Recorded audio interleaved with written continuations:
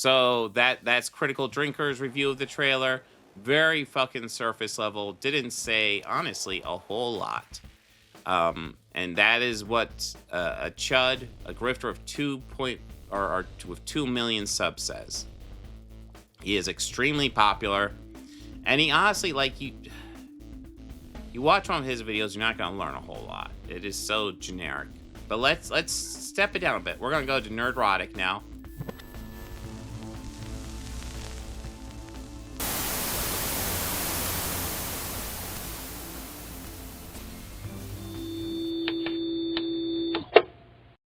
His response to this trailer. Nerdrotic now with 1 million subs, which just blows my mind. But let's see what he says. Nerdrotic.com. Greetings, you over 1 million awakening wonders and the 40% who haven't subscribed yet. I like how he calls it awakening wonders. What, does he think he's Russell Brand? What the fuck? Yet, I think it's needless to say, but I'll say it anyway, that Superman is an important film, not just for DC, but for Hollywood. I don't think it's going out on a limb by saying that Warner Brothers has had a little bit of trouble grappling with the character of... Yes. So Warner Brothers, this is an important film for DC, but like, he seems to be almost like Critical Drinker. Like, oh, the superhero genre depends on the success of Superman. No, it doesn't. I'd say the superhero genre is a bit more dependent on the success of probably Brave New World and Thunderbolts and whatever Marvel's doing, which has been consistently outperforming whatever DC does. Like, why is DC's Superman movie the end-all be-all of the entire superhero genre? It's a weird, it's a weird thing to set up that they both do. Superman in cinema in the recent past. It's not only the third reboot of this character in the last 20 years, this will be technically the third reboot of the DC universe in just over a decade. There was, of course, the ill-fated Snyderverse, and Zack still has a lot of his fans, but once Snyder was shown the door, they followed that up by bringing in Joss Whedon to create... Oh my God. There's so much background. What are your thoughts on the trailer? You're talking about a trailer.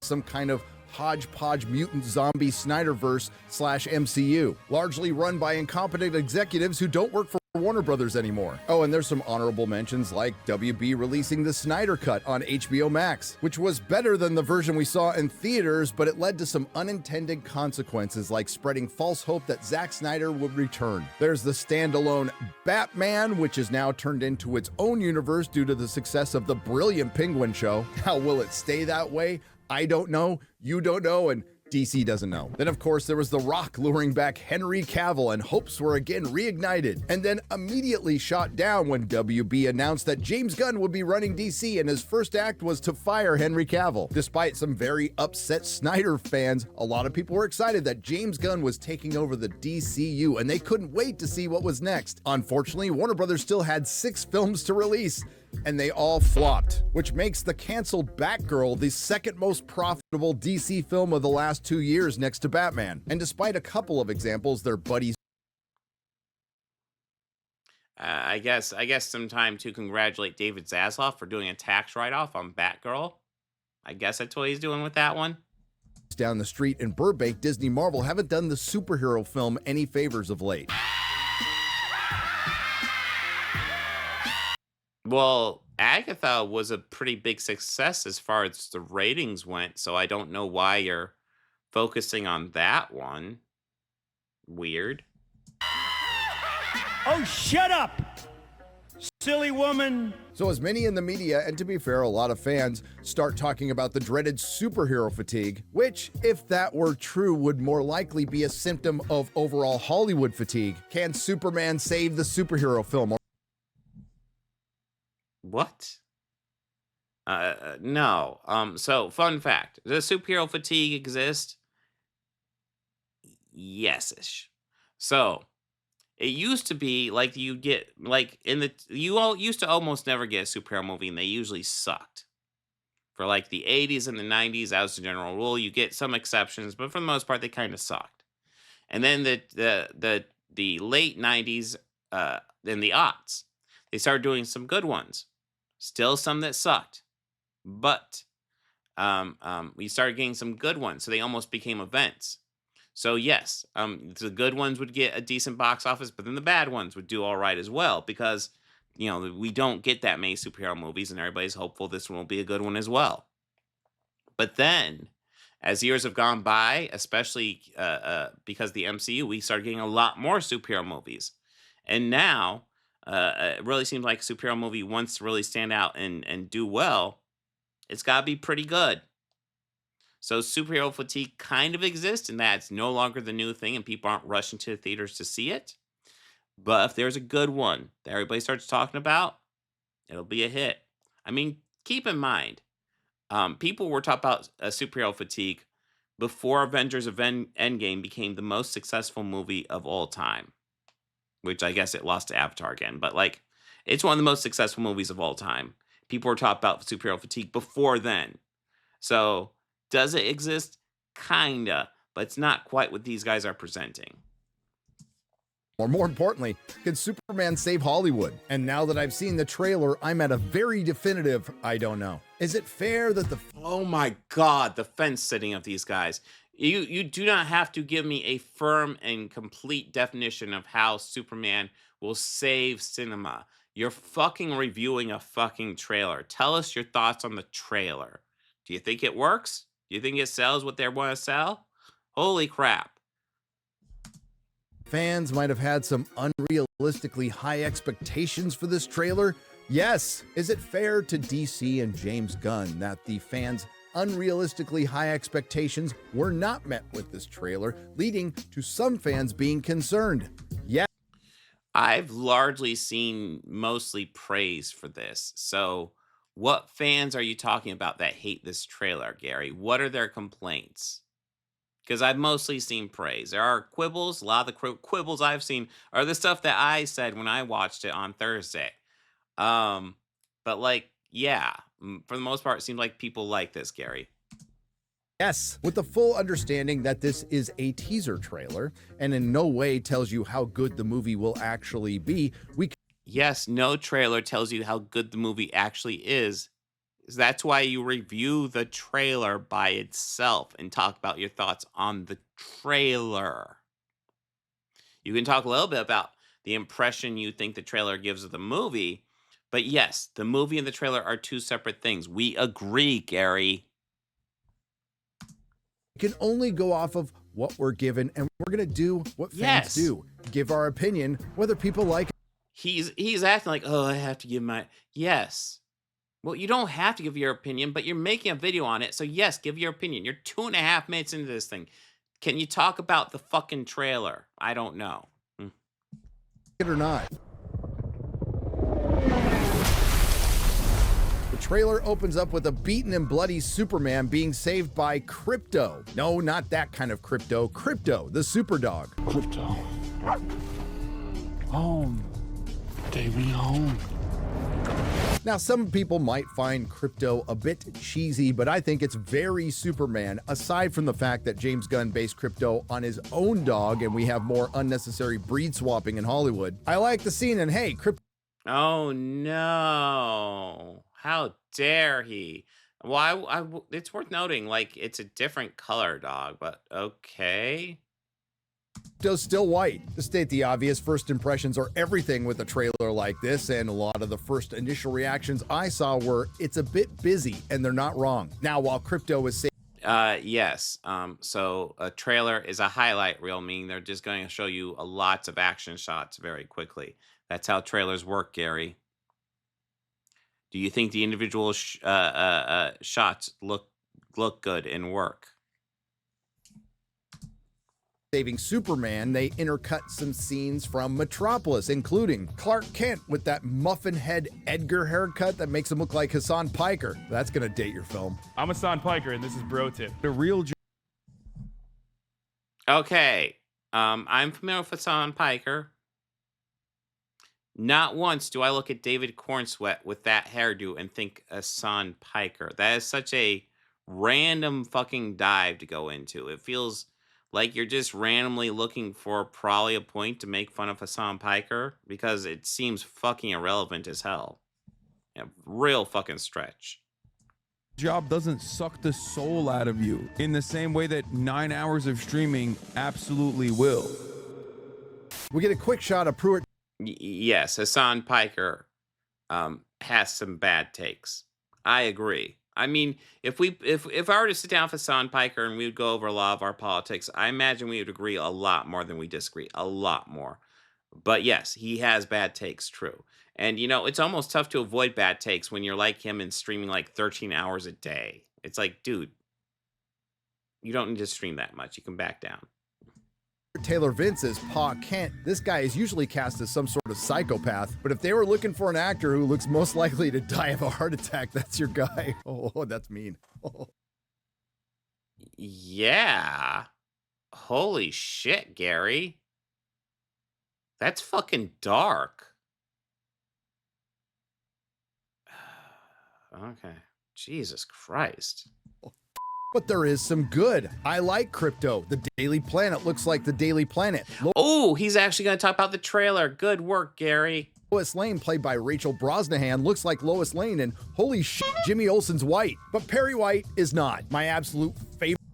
Jimmy Olsen is like white like most of the time. Like he was black in the Supergirl series, and that's like it.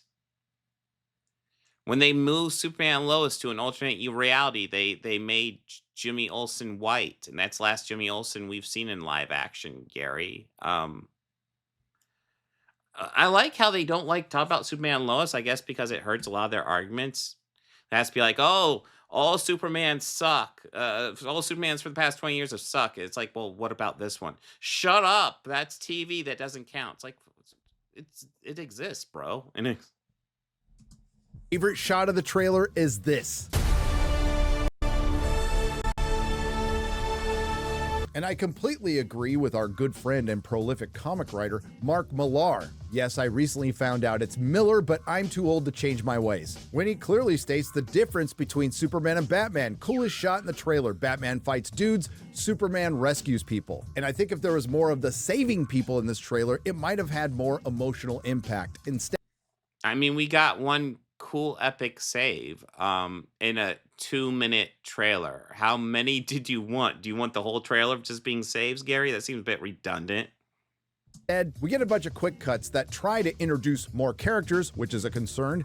And oh, okay. So apparently Jimmy Olsen was black in My Adventures with Superman as well. Okay. At the end of the day, I don't care. It's Jimmy Olsen. His race really doesn't play a role into his character. So cool. I'm sure Gary gets offended by shit like that. I'm fine. and try to give us a feel of the trailer, which I don't necessarily think we get. There's a kid raising a flag to Superman, which I liked. There's a group of angry people and one guy throwing something at Superman. Now, in the world of Superman, it certainly makes sense that there would be large groups of people who don't like him at first. My only concern is, within this movie, what type of people don't like Superman? It certainly works within the comics. There would be large groups of people who are very suspicious of this superpowered individual. But is James Gunn, Peter Safran, Warner Brothers, and Hollywood overall going to be able to resist the urge to make them a stand-in for example, MAGA? I don't think James Gunn is that stupid. MAGA. Possibly. Gee whiz, Gary, why would you be offended by that, though? That's weird. Honestly, usually when they do stuff like this, it's usually like Nazis or KKK, but they aren't entirely unrelated to MAGA. And we've seen clips before about Gary complaining about the white supremacist villains and stuff. You know, I actually just was digging through all my footage, and I think I saw that clip the other day where they're just like, "Oh my God, it's a white supremacist villain," which is kind of wild. Let me dig through, see if I can find that real fast. And then, of course, you know, there's white supremacist bad guys, and I'm like, of course there is. There's Oh man, we didn't even mention his dad. Fucking everything. Yeah. His dad. Played How by dare white Robert supremacists Patrick, be bad who I was guys, really huh? excited to see. He's a cartoon as well. Like, this really awkward line where I think even Jay out of the three of us was just like, why did they? Was that supposed to be funny? Basically, like Peacemaker's like, oh, I shot a whole bunch of people while I was on my mission in Corte Maltese, and he's like, commies, blacks, kikes, you know, like what? What? He actually said cakes. Yes. What? I'm just throwing blacks in there, like he's expecting Peacemaker to just gun down black people. Like what? But yeah, complaining about the white supremacist bad guys. So yeah. But time will tell. Then there's all the other characters. One we expect, Nicholas Hoult as Lex Luthor, and he looks pretty good. There's Hawk Girl, minus some points for that terrible costume, but add some more for fighting a monster. Mr. Think she looks pretty cool. Terrific looks good. There's Metamorpho, and what I suspect the most people will be talking about besides Crypto is Guy Gardner, played by Nathan Fillion, and his haircut. It's a Guy Gardner haircut. Gary, you want to talk about being a comic book expert. Guy Gardner is kind of a fucking idiot. He's kind of a fucking putz. You know this. If you read comic books, you know this. He probably thinks it looks cool. It's one of those things where it's like, yeah, that haircut's a choice, but it's also, it's fucking Guy Gardner. Yeah, and it's comic accurate. That's his fucking hair. It's fucking Guy Gardner, bro. To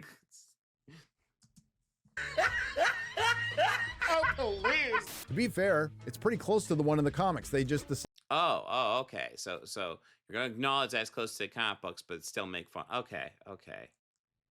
decided to dial it up to 11. We see Luthor Corp before It's the same bullshit haircut. And or it becomes Lex Corp. We get to see the Fortress of Solitude. At least I think so, because it looks awfully familiar to the Christopher Reeve Fortress of Solitude. I thought the trailer overall was yeah, in general, the Fortress of Solitude will be similar with other Fortresses of Solitude because that's what it is. all right. It didn't hurt itself, but it also didn't dispel any of my concerns. One of them being too many characters taking away from what should be just a good.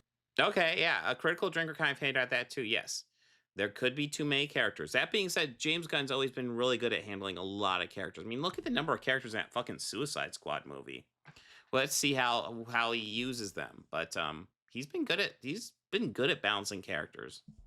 Good solo Superman film. And that goes along with the counting your chickens before they're hatched, announcing an entire universe when you should just be focusing on a solo Superman film and making it. Okay, so there's nothing wrong. Like Marvel announced their entire universe before they really launched the first movie. There's nothing wrong with talking up your universe, but when you talk it up, you gotta follow it up with good movies. Get people hyped. There's nothing wrong with planning ahead, though. It really good. My biggest concern remains putting the Authority in the DC universe where they don't belong. But there was a lot I liked, including David Corenswet, who looks like Superman, and I like most of the costume except for that stupid collar. And there's romance, heteronormative romance between a man and a woman in a what is this weird thing that, like, Will Jordan did the same thing, like, oh my God, a heterosexual relationship in a movie? Yeah. Almost all movies have a heterosexual relationship. Where the fuck have you been? And it's dog whistly stuff to their fan, because their whole thing is pushing the idea that, like, the woke agenda has made everything gay, when there's actually not that much gay representation or queer representation in big Hollywood movies. It's not that common. It's mostly heterosexual, straight, white stuff. That's pretty much it.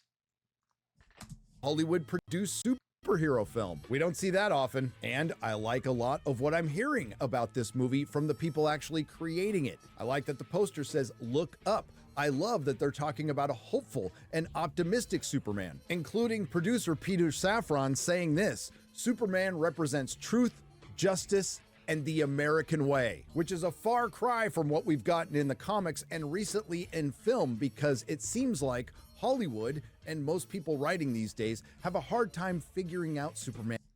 They really get a hard on about, like, the American way line. And the reason why it's kind of cut out is because the American way is questionable at best, really for a while.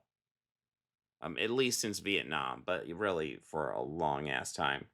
The whole idea of the American way. And I guess we'll just have to see. I don't know what I know. Peter Safran's one of the guys. He and James Gunn are kind of in charge of the DC universe. I don't know what creative control he has over the Superman movie. I'm certain he has a say. But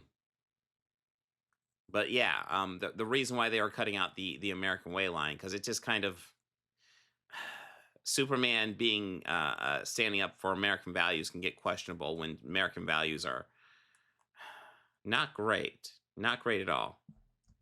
Man, because he's good, and most people in Hollywood wouldn't know what that is. And in the past, both comic publisher and movie producer has seemed apologetic about Superman. Now, James Gunn has said, Are you gonna cite an example? What do you mean people seem apologetic about Superman? What? That's a hell of a thing to drop in there. Are you going to explain that, Gary? Because that makes no fucking sense. What are you talking about? What? Apologetic towards Superman. What? that this movie is going to be a self-contained story that doesn't lead or spread off anywhere else, which is good. We'll see if he sticks to that. He also said he's going to embrace all of the Superman mythology, which is great, unless he embraces some of the mythology from the last few years in the comics, which would be very bad. James Gunn also Gary, are you aware that John Kent and Clark Kent are actually different fucking characters? I like how you like to just mix it all up, get your fans angry over the bisexual Superman. Oh my God, there's a bisexual Superman. And by the way, John Kent was like one of the big heroes from the big Absolute Power DC Universe storyline.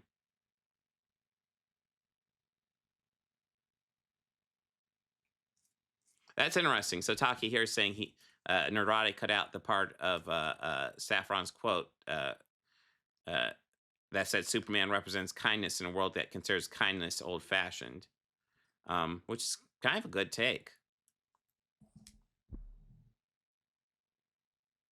Anyways. said this: "We do have a battered Superman in the beginning," he said, referring to the opening of the teaser, and he implied the opening of the film itself, with Superman careening into the ice. That is our country. I believe in the goodness of human beings, and I believe that most people in this country, despite their ideological beliefs, their politics, are doing their best to get by and be good people. That sounds great, but he does continue. Despite what it may seem like to the other side, no matter what that other side might be, this movie is about that. It's about the basic kindness of human beings, and that it can be seen as uncool and under siege by some of the darker voices or some of the louder voices. Now, what does James Gunn mean about some of the darker voices or louder voices? Your guess is that James Gunn or Peter Safran? Okay. As good as mine. That statement has led some to speculate on X Twitter that those louder and darker voices might be a stand-in for a certain group of people in this country that just so happens to represent more than half of it that Hollywood hasn't had a very good relationship. No. If you're talking about the Nerdrotic and your fan base as more than half the country, no. Yes, you won a lot of elections this last cycle. You're still not half the country. Trump did not win a majority vote. He won a plurality vote. That is not more than half the country. So what? He got like, I think at the end of the day, Trump got like 76 million votes out of like around 225 people of voting age in the United States. 225 million. That's not a majority of the country, Gary. Do you need me to teach you basic math?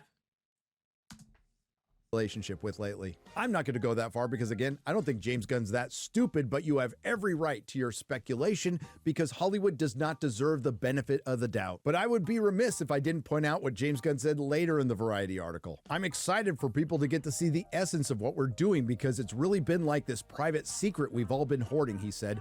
We felt really good about it, like from a moral place. I like this. So he's barely talked about the trailer and he's mostly focusing on this Variety interview. What a great trailer reaction video, Gary. Winning.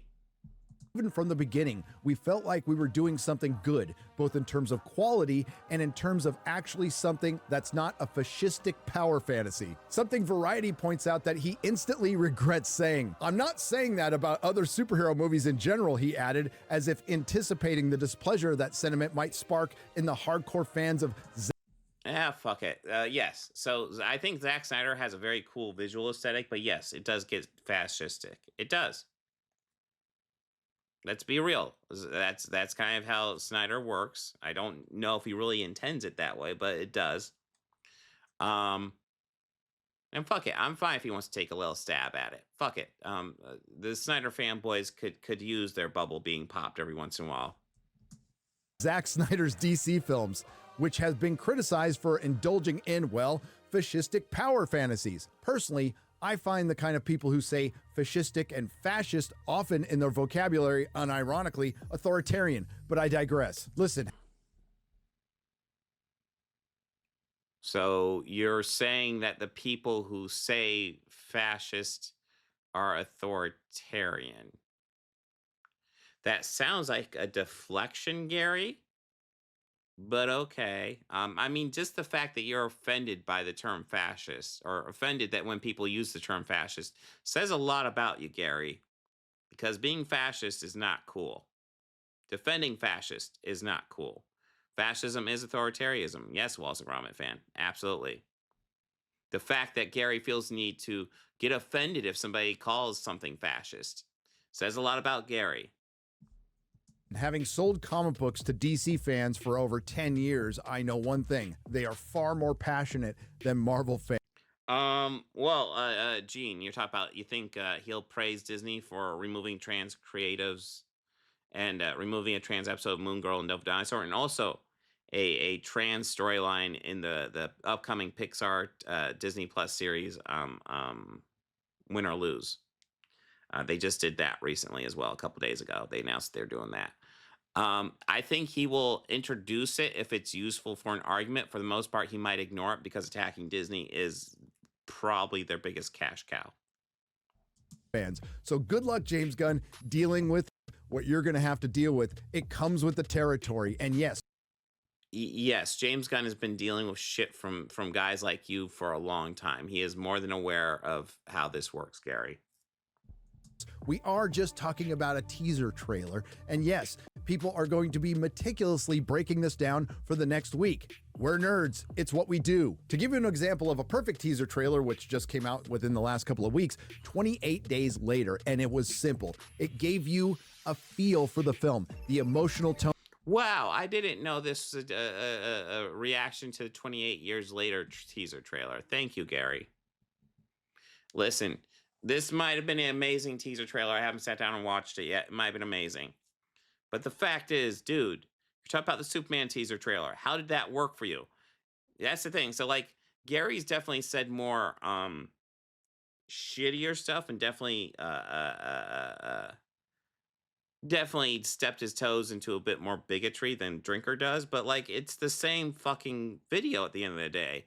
It's like, oh, it could be the best thing ever, could be the worst thing ever, and very little actual insight into the goddamn fucking trailer. What are your thoughts on the teaser trailer? I know the teaser trailer and the movie are two separate things. That's why you're talking about a teaser trailer right now.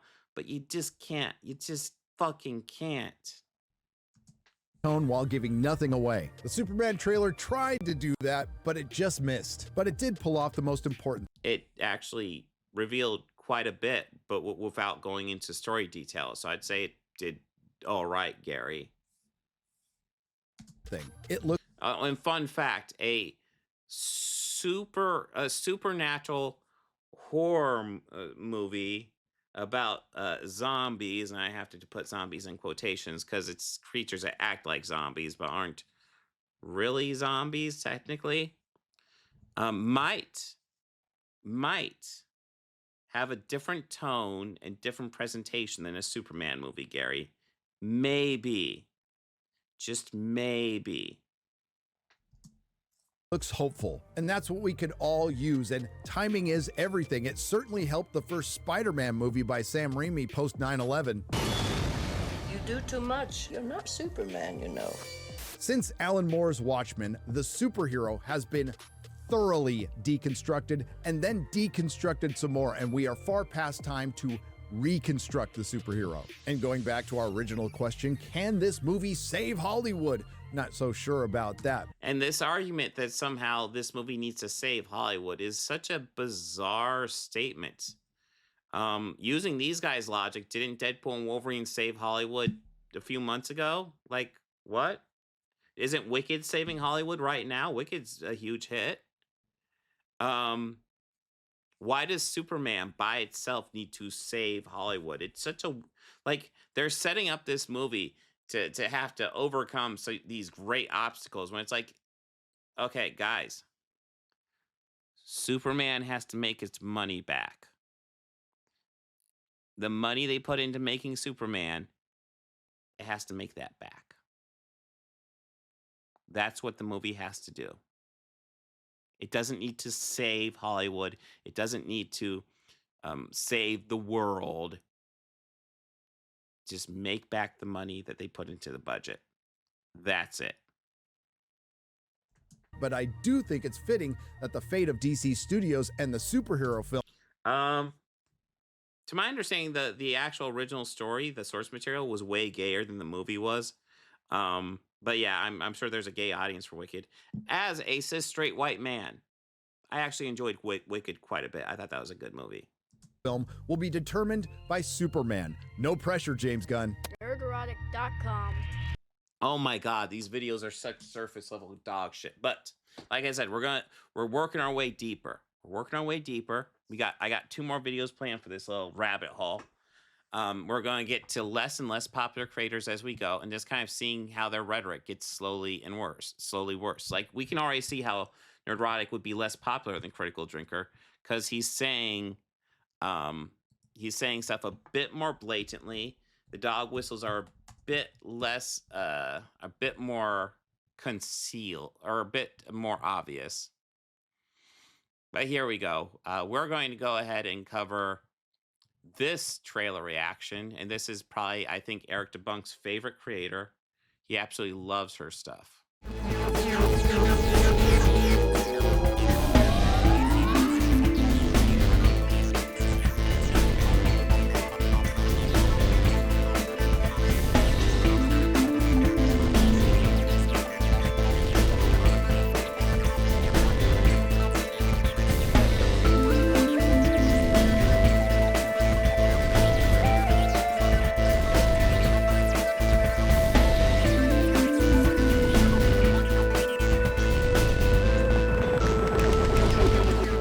Books, records, films, these things matter. Call me shallow. It's the fucking truth.